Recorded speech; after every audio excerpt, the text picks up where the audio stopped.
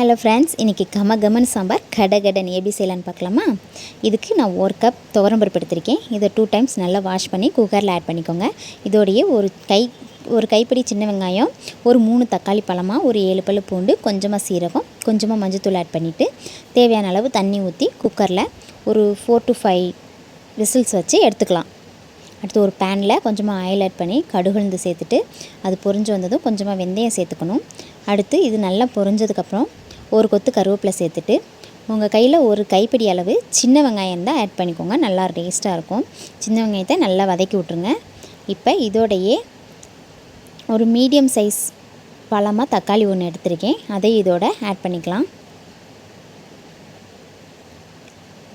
Add பண்ணியாச்சு. இதையும் நல்லா கிளறி விட்டுக்கோங்க. இப்போ நல்லா வதங்கிருச்சு. இந்த ஸ்டேஜில் நம்ம கட் பண்ணி வச்சுருக்க வெஜிடபிள்ஸ் எல்லாம் ஆட் பண்ணிக்கலாம். நான் கத்திரிக்காய், முருங்கைக்காய், உருளைக்கிழங்கு, கேரட் ஆட் பண்ணியிருக்கேன்.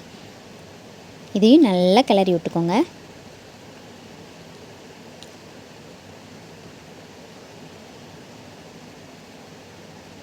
இப்போ இது குழம்புக்கு தேவையான அளவு சால்ட் ஆட் பண்ணிக்கலாம். இப்போ சாம்பார் தூள் 2 ஸ்பூன், 1 ஸ்பூன் மிளகாய் தூள் சேர்த்து இதையும் நல்லா கிளறி விட்டுக்கோங்க. இப்போ தேவையான அளவு தண்ணி ஊற்றி நல்லா இதை கொதிக்க வச்சுக்கலாம்.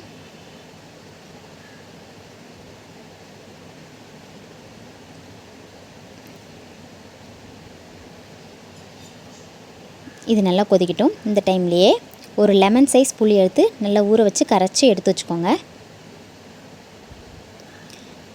இப்போ நல்லா கொதிச்சிச்சு. இந்த டைமில் அந்த புளி தண்ணியை ஆட் பண்ணிக்கலாம்.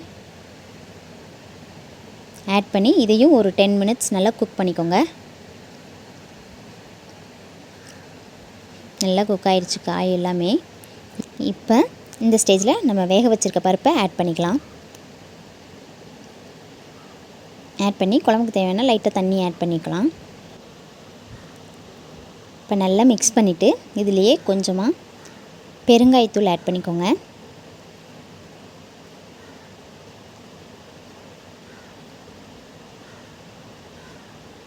இது நல்லா மிக்ஸ் பண்ணி விட்டுட்டு ஒரு மூடி போட்டு ஒரு 10 to 15 மினிட்ஸ் நல்லா கொதிக்க வச்சுக்கலாம். அவ்வளோதான் ஃப்ரெண்ட்ஸ், சாம்பார் ரெடி ஆயிடுச்சு. இறக்க போகிற ஸ்டேஜில் கொத்தமல்லி தழை தூவி இறக்கிக்கோங்க.